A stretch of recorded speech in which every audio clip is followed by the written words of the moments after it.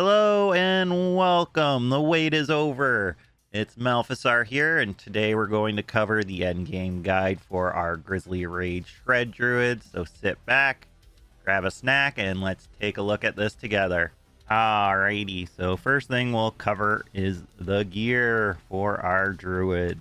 For our helmet, we have switched out for the Air Perditions here.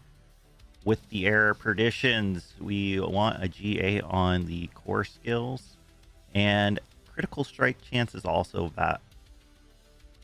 critical strike chance is also viable since we're no longer running the Waxing Gibbous because we want to hit that cap because we're going to need that crit chance. And we're running the Tam Ohm combination for an extra damage multiplier whenever we cast a non-channeled core skill, and we're using Shred constantly. Next, for our body armor, we're still running the Mad Wolf's Glee. We want a GA on max life and lupine ferocity, ideally, but werewolf attack speed is also suitable. Digigrade Gate is the least optimal option still for the greater affix on the actual Mad Wolf's Glee. For our gloves, we want to get a GA on Shred. GA on core skills is good, and then some willpower is also optimal.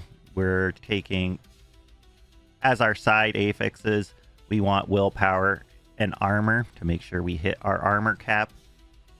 And then for our tempering, werewolf attack speed and impairment reduction goes a long way, so we can break out of CC fairly easily.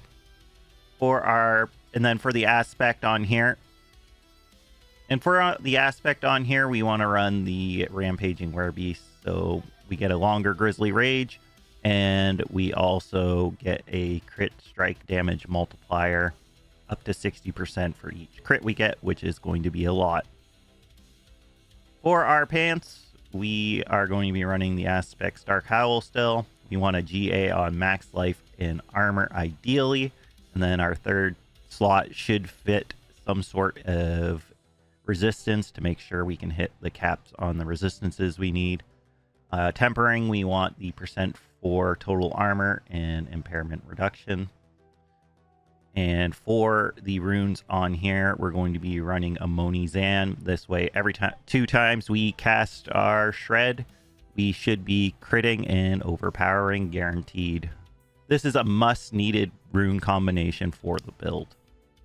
For our boots, we want max life, some sort of resistance, and then for the third, honestly, we don't need movement speed because as a werewolf, we get a ton of it already.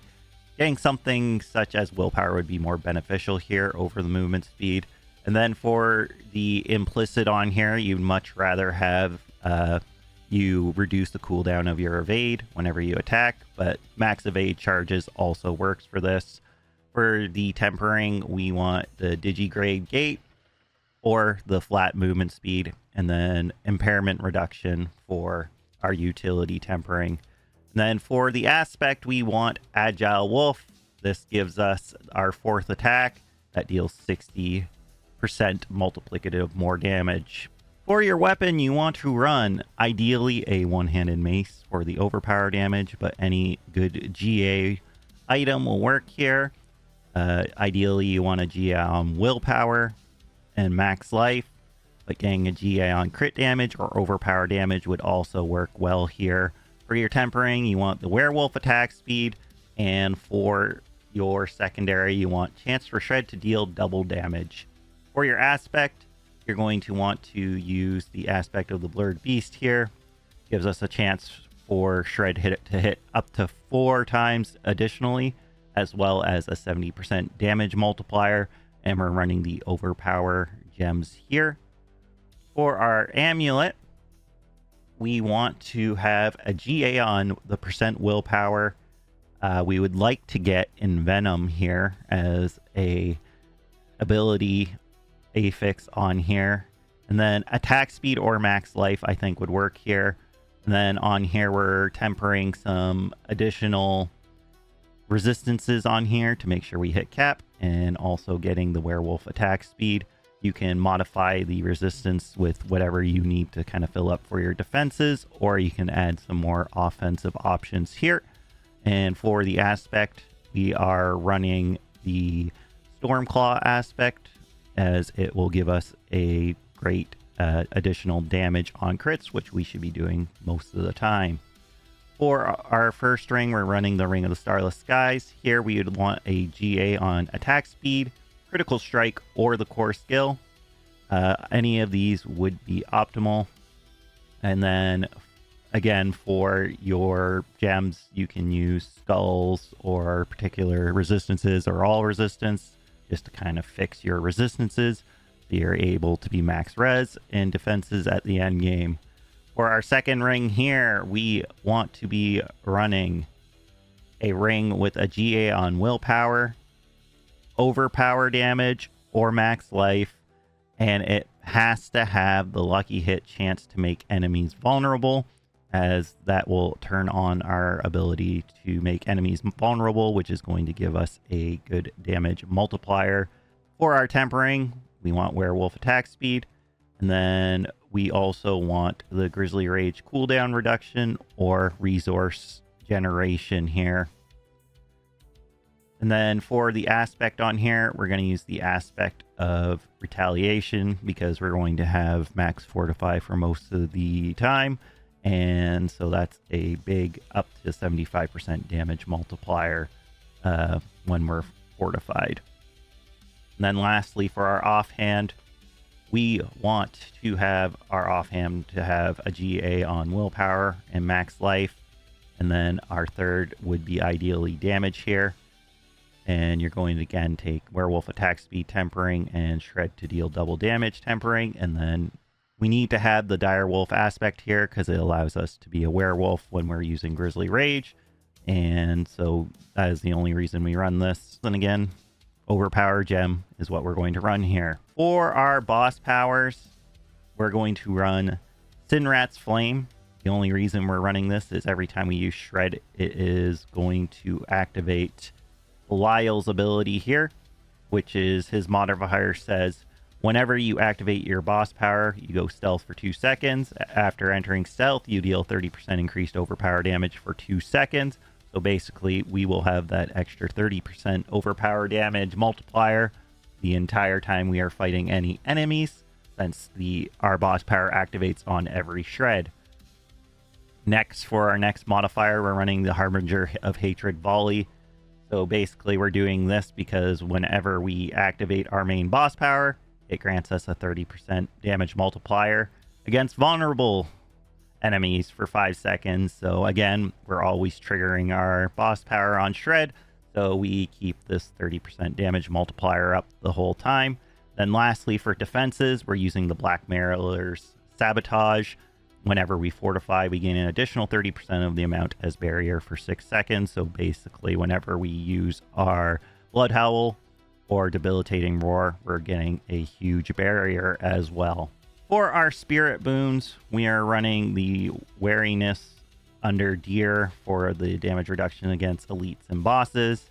Under the Eagle, we're running the Iron Feather for the additional max life, and then we're running Avian Wrath for the additional crit damage multiplier. For the Wolf, we're running Bolster, as it makes us fortify 50% of our max life whenever we use our defensive skills, so that'll be Blood Howl or the Debilitating Roar.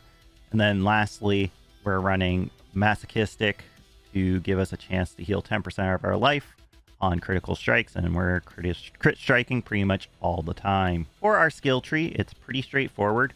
We're putting 1 point into Maul and 1 into Enhanced Maul just because we need to take the points. Then we're maxing our points out in Shred just to get as many points into Shred to get as much damage as possible. Max points in Digigrade Gate. And for the Shred tree, we're taking Enhanced Shred and Primal Shred. In our defensive tree, we're putting max points into Ancestral Fortitude and Vigilance just for some extra defenses. Max points into Backlash, so whenever we use Blood Howl or Debilitating Roar, we get an additional damage multiplier.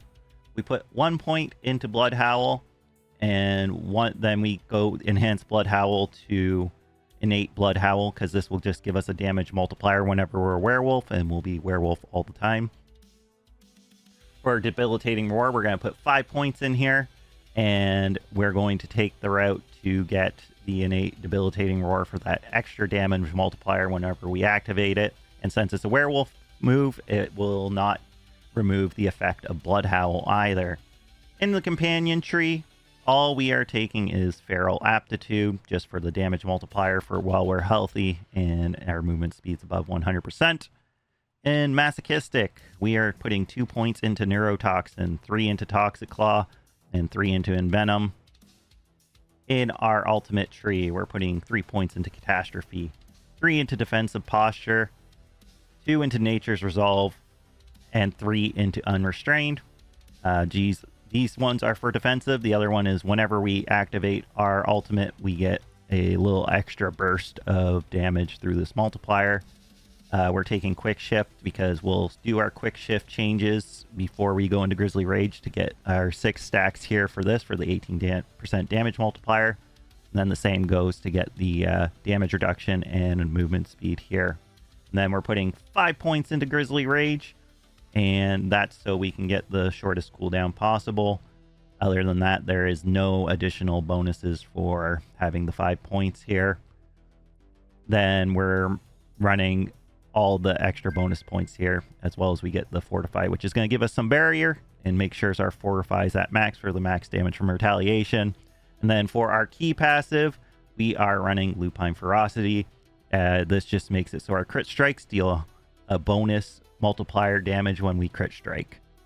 So for our Paragon, on our first board here, we're running Outmatch just for some bonus damage against non-elites and bosses.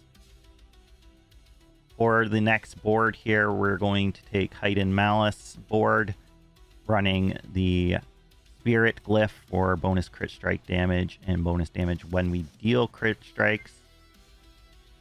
The next board we are going to run here is the Inner Beast with the Dominate Glyph for bonus damage after we overpower, as well as overpower damage increases. The next board we are running here is Ancestral Guidance, so whenever we spend 75 spirit, we get a flat damage multiplier, and we're running the Fang and Claw Glyph here for the bonus damage while we are close to enemies, as well as the damage while shapeshifted. And lastly, the final board we're running is Lust for Carnage, so whenever we critical strike, we restore spirit and deal 50% increased damage. And we will be running the Headhunter Glyph here for the bonus damage to elites, and then the flat damage increased when it is a legendary node.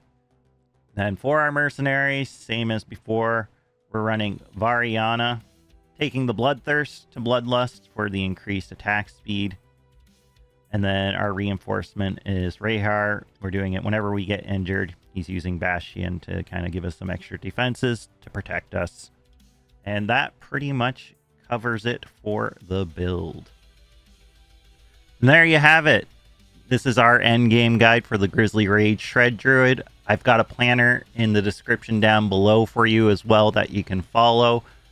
Leave a like and subscribe to the channel if you want to see some more content like this. And on Tuesdays and Thursday, we're here streaming all sorts of games, mainly Diablo 4 right now. So I hope you enjoyed the build guide, and we'll catch you next time. Have a good one, everyone.